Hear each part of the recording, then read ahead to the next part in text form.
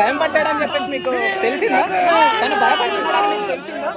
Open గా అది కాదయ్యా, ఆయన ఓపెన్ గా అంటున్నాడు కదా, సోషల్ మీడియాలో భయపెడుతున్నారు అని ఆయన అంటున్నాడు. నేనేం అనలేదే.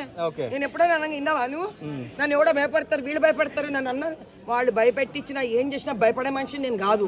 కానీ ఆయన అంటున్నాడు కదా, సోషల్ మీడియాలో ఏదో భయపడతారని, భయపెడుతున్నారు. ఇంకొక విషయం ఏంటంటే, మీరు స్వాతంత్రానికి ముందు మీరు పుట్టి ఉంటే భగత్ సింగ్ లాగా నన్ను ఊరేసేవాళ్ళు అని చెప్పేసి మీరు అన్నారు. అంటే భగత్ సింగ్ తో మీరు పోల్చుకున్నారు కదా, దానికి చాలా మంది నెగిటివ్ కామెంట్లు చేశారు. అంటే మహానటి అది అని చెప్పేసి దానిపైన మీరు ఏమన్నారు?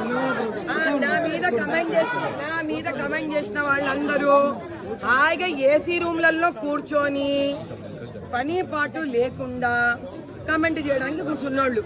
ఈ కమెంట్ చేసే వాళ్ళని వాళ్ళ జీవితంలో ఎవరికంత పిడికిలు అన్నం పెట్టాడని ఫస్ట్ వాళ్ళు ప్రశ్నించుకొని, ఫస్ట్ పాయింట్ మహానుభావులని అందరి మీద కమెంట్ చేసిన వాళ్ళే ఈ పిడికిలి మంది.